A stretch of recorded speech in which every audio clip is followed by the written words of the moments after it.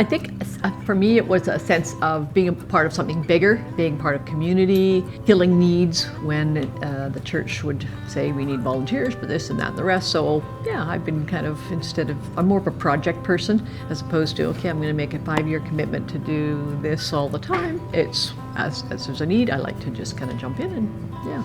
And for me, it's serving. I like the hands and feet idea of church, and I just like somehow inserting myself into is new, upcoming, and how can I actually get involved in such a way that it can affect people's lives in a positive way, and whether that's serving on a board, on a committee, or truly hands and feet, sweeping a parking lot, doing whatever it takes to make something happen.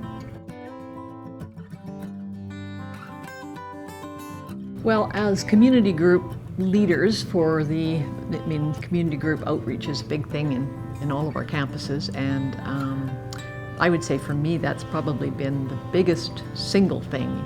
We did that for many years, pre-COVID of course, and made some really enduring friendships out of that we continue to pour into. And I would say that, and also the South Arc Project is another thing that I've been doing for years, and just love how that is an outreach to people in the community. Yeah, just how through creativity we can experience a bit of God's creativity and what He's put in us. And so I love to see how people say, oh, I don't have a creative bone in my body, and then they just get into something and they're just ecstatic at, wow, I'm having fun and not thinking about my problems, and look what I've made, it's something beautiful. So that's been very rewarding. A very dynamic community group has been very rewarding. Great friendships have come out of it. And we know that those are friendships that last a lifetime as well. Serving on the board for a number of years, and seeing the difference, listening to God's voice and praying about what the future of the church should look like, and then seeing the fruit that comes out of that after planning and hard work and casting vision, knowing where we've been, knowing where we could be, and just the journey along the way is very rewarding.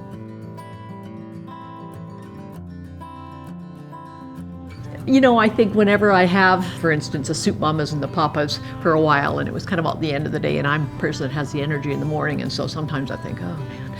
But whenever I did it, I always felt blessed, and the appreciation of the youth leaders that enjoyed it, and had a hot dinner every time we came there, for instance. It's always, I'll end up feeling more blessed than I feel that we're supposed to be blessing others. So it's, you think you're doing a service to other people, but God is actually filling me up when I do that kind of thing. So you'd never be disappointed for taking on extra.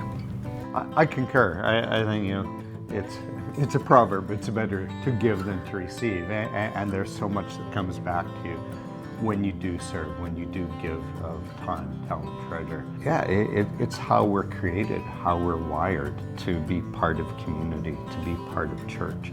The church is not a building; it's a body of Christ, and so if we can nourish that and sustain that, then it's going to have such a positive effect on us. That saying my mom always had, many hands make light work.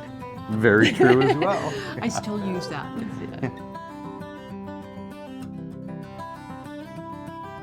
When there's a need, when there's a call out for people in whatever capacity, you certainly don't go and do tech if you don't know anything about tech.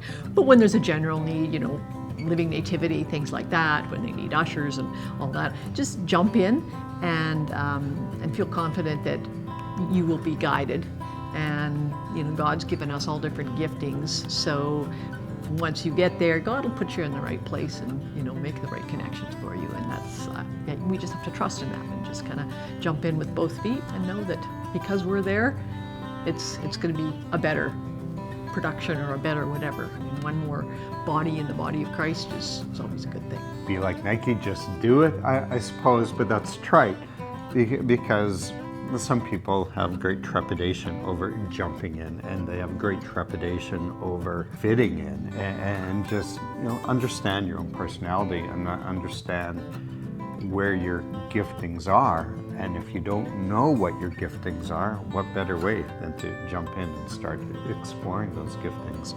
But there's also a lot of people who can serve in so many other ways, whether it's doing financial literacy classes for for people who don't understand that, or taking care of holding babies. I remember you used to love holding babies during those. Nursery, and yeah, I mean, you don't always have to be frontline workers. There's cleaning toilets that we did too, and all that kind of stuff with the living activity. There are many jobs, so Yeah, if you don't like to be in front of an audience, there's lots of other ways to serve. Yeah. Don't be afraid to try something new. Don't be afraid to express yourself through the giftedness that you have. We all have gifts. I mean, everybody, we're all, parts of the body of Christ. So there's something for everybody.